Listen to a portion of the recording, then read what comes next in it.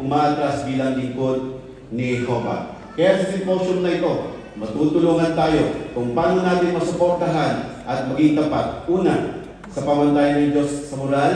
Ikalawa, sa kaharian ng Diyos. At sa panguli, mga kinatawan ng Diyos. Talakayin natin ang unang punto. Ano ba ang tingin ng sanlibutan sa pamantayan ng Diyos sa moral? Bueno, iniisip ng mga tao sa ngayon na baka lumad, hindi na praktikal ang pamantayan ng Diyos sa moral. Maraming mga tao ang nagsasabi na naniniwala sila sa Diyos, pero hindi naman sila sumusunod sa pamantayan nito at sinasabi nila na personal choice lamang ito. Kaya naman sa ibang lugar, itinuturo nila sa paaralan ang mga imuran ng pamumuhay na parang walang masama rito. Kaya hindi tayo magtataka kung tayo iinsultuhin o negatibo ang pagtingin nila sa paraan ng ating pamumuhay. Halimbawa, dahil hindi tayo sumusunod sa kanilang standard, maring sinasabi nila na tayo ay mahina o sobrang stricto sa ating paniniwala. Kaya naman, totoong-totoo yung diwa ng unang Pedro 4:3 at 4 na hindi tayo dapat magtaka sa bagay na ito. Ano nga ba ang dahilan kung bakit natin sinusuportahan ang pamantayan ng Diyos na Jehovah? Bilang may lalang, kinikilala natin ang Diyos na Jehovah lang ang siya lang ang may authority at siya lang ang may karapatan na magtakda kung anong tama at mali para sa atin. At ibinigay niya ang kanyang pamantayan dahil sa kanyang pagmamahal sa atin na gusto niya na tayong lahat ay mapabuti. Pero bakit tayo makapagtitiwala sa pamantayan ng Diyos ni Jehovah? Pero talakayin natin ang dalawang dahilan. Una, makatwiran ito sapagkat kaya natin sundin ang kautusan ng Diyos na Jehovah. Sa Deuteronomio 30:11, nang ibinigay ni Jehovah yung kanyang utos sa mga Israelita, sinabi niya na hindi ito malayo at hindi ito mahirap sundin. Bakit? Sapagkat alam ni Jehovah na kanyang mga pamantayan o kautusan ay makatwiran at kaya-kaya nilang sundin. Halimbawa, hindi niya ipapagawa ang isang bagay na imposible tulad ng pagtawid ng dagat dahil alam niya na hindi naman nila ito magagawa. Sa katulad na paraan, tinitiyak ng Diyos na Jehovah na yung kanyang kautusan ay makakayanan natin sundin. Ibig sabihin, kapag ang isa ay sincere at gusto niya sundin ni Jehovah, magagawa niya ito. At sa pamamagitan dito, may papakita niya ang iyong tunay na pagmamahal sa Diyos na Jehovah. Ikalawang dahilan, hindi binabago ng Diyos na Jehovah yung kanyang pamantayan para lang umayon sa pabago-bagong pamantayan na sanlibutan. O bakit natin nasabi ito, mga kapatid? O tandaan natin na ang pamantayan ng Diyos na Jehovah sa moral ay hindi nagbabago kahit dumaan ang mahabang panahon. Hindi katulad ng pamantayan na sanlibutan na pabago-bago. Bakit? Kasi sinusubukan nilang i-accommodate yung mga kagustuhan ng mga tao na nagre-resulta naman ito ng hindi mabuti. O maaari natin maihalin tulad ang hindi nagbabagong pamantayan ng Diyos ni Jehovah sa isang traffic system. Tandaan natin, mga kapatid, ang traffic light ay iisa lang ang patakaran.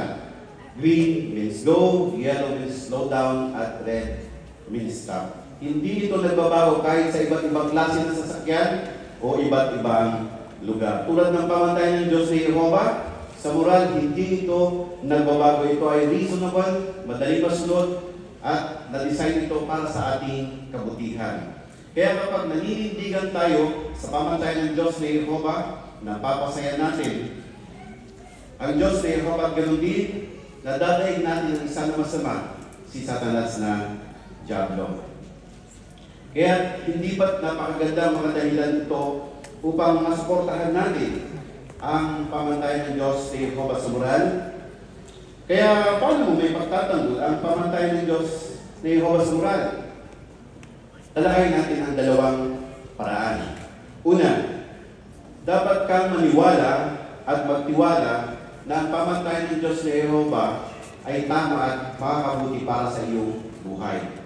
Sa Isaiah 48:17 hanggang 18, sinabi ni Jehovah na kapag sinusunod natin yung kanyang pamantayan, kapag nagbibigay pansin tayo sa kanyang pamantayan, mapapabuti tayo.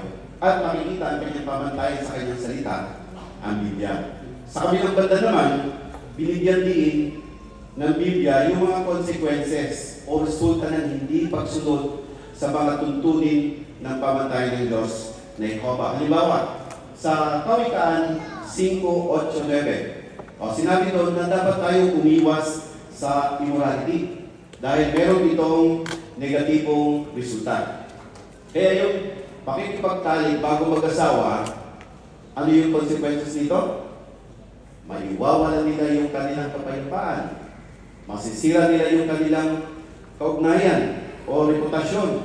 At higit sa lahat, masisira nila yung kanilang kaugnayan sa Diyos ni Jehovah. Which is, magre-resulta ito ng pagkawalan ng paggalang sa sarili o respeto at maaaring makaapekto ito sa potential sana kapapangasawa ng isa. Doon sa pangalawang paraan, maging handang ipagtanggol ang paniniwala mo. O ayon doon sa diwa ng 1 Pedro 3:15, nais natin dito mga kapatid. Kaya pakisuyo na subaybayan muli ako sa pagbabasa ng 1 Pedro 3:15. Kung naroon na kayo, ganito po ang mabasa. Kundi pabanalin ninyo ang Kristo bilang Panginoon sa mga puso ninyo, na laging handang ipagtanggol ang inyong pag-asa sa harap ng lahat ng humihingi ng paliwanag tungkol dito. Pero ginagawa iyon ng mahinahon at may matinding paggalang. O dyan sa nabasa nating teksto, dapat na lagi tayong handang ipagtanggol ang ating pag-asa at ang ating paniniwala gamit ang Biblia. Pero kailangan na handa tayo. At kapag handa tayo, mas confident tayo na magagawa ito, hindi po ba? Baka, halimbawa, bigla tayong tanungin ng isang bagay may kinalaman sa ating paniniwala. Kailangan na meron tayong sapat na kalaman para may paliwanag ito. Kaya, mahal naming mga kabataan, sabihin ninyo sa inyong mga magulang ang mga sitwasyon na nahihirapan kayo, yung mga challenges para masunod ninyo ang pamantayan ng Diyos sa Jehovah. At napakahalaga yung pagiging open ninyo sa isa't isa sa inyong pamilya. Mga magulang, tulungan din ninyo ang inyong mga anak na may paliwanag yung kanilang paniniwala gamit ang Biblia sa mahinahong paraan. Paano natin ito magagawa? Napakahalaga na gamitin natin yung provision ng Diyos ni Jehovah sa pamamagitan ng family worship. At tandaan natin yung diwa ng 1:14-26 na sa pamamagitan ng banal na Espiritu ng Diyos na Jehovah, magagawa natin ito. At nakapagtitiwala kayo mga kabataan na tutulungan kayo ng Diyos na Jehovah na ipaalala yung mga napaghanda ninyo para may pagtanggol ninyo ang pamantayan ng Diyos na Jehovah sa moral. Sa pagkakataon ito, makakapanood tayo ng isang pagtatanggal. So ang setting dito, may assignment si Bea sa school. Kaya lang, kapag ginawa niya yung kanyang assignment, parang lumalabas na sinusuportahan niya yung homosexualidad. So tignan natin kung paano siya tinulungan ng kanyang mga magulang na maging handang ipagtanggol ang pamantayan ng Diyos sa moral.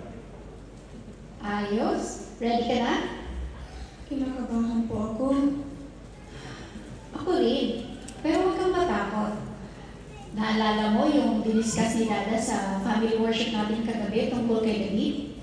Opo, hindi inisip ni David kung gaano kaliit si Goliath kumpara sa kanya. Ang inisip niya kung gaano kaliit si Goliath kumpara kay Jehovah. Tama. At sino ang nakikita ni Jehovah habang kausap mo ang teacher mo? Ako po. At hindi ka lang niya nakikita. Siguradong tutulungan ka niya. Ganito na lang. Bago ka pumasok sa school, mag-practice ulit tayo. And then, mag-pray tayo. Okay ba? Napansin ko ninyo mga kapatid kung ano ang ginawa ng magulang ni Bea na tinulungan at tulungan yung kanyang anak na ipagtanggol ang pamantayan ng Diyos sa moral. O nakita rin natin kung ano yung kailangan ni Bea at yun ang pinag-usapan nila sa kanilang family worship. Nakita rin natin na pinatibay si Bea ng kanyang nanay, nag-pray sila bago siya pumasok sa school. So ngayon naman, tignan natin kung paano kinausap ni Bea ang kanyang teacher pagkatapos ng kanilang klase. Sir, Oh, Bea, ano yun? tungkol po dun sa project. Pwede po bang iba na lang yung send ko? Kasi hindi ko po yun magagawa. Bakit naman? Nag-aaral po ako ng Biblia at natutuhan ko po na ayaw ng Diyos sa homoseksualidad. Kaya hindi po ako komportable gawin yung assignment. Di ba, Bia, dapat pantay-pantay ang tingin natin sa mga tao? Opo, pantay-pantay ang tingin ng Diyos sa lahat at ganun din po ako. Ikaw ganun pala. Bakit hindi ka na sumali sa mga kaklasipit mo na gawin ang project at suportahan sila? Gusto ko naman po maging masaya ang lahat, pero pwede ko po bang ipaliwanag kung bakit hindi ko po talaga magagawa yung assignment? Sige, okay. Naniniwala po ako na lahat ng tao may karapatang pumili at pinipili ko pong suportahan ang pangantayan ng Diyos kasi alam ko po na yun ang tama at yun ang magpapasaya sa atin. Kaya sana, umayag na po kayo na bigyan ako ng ibang assignment.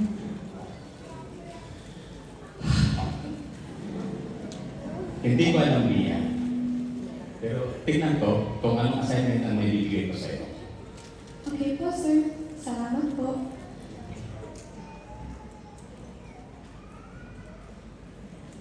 Sa tulong ng paghahandang mabuti at sa tulong ng Diyos na Yehova, magagawa natin ipagtanggol at suportahan ang pamantayan ng Diyos sa moral.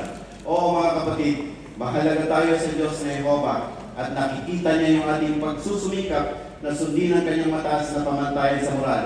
Hindi katulad ng mga tao sa sanlibutan na ibang pagtingin sa atin. Kaya nagpapasalamat tayo sa Diyos ni Yehova dahil siya ang sinasamba natin at nagpapahalaga sa kanyang mga lingkod. Kaya naman, isang malaking pribilehiyo para sa atin na sundin si Yehova. At damang-daman natin yung kagalakan kapag ginagawa natin ang bagay nito.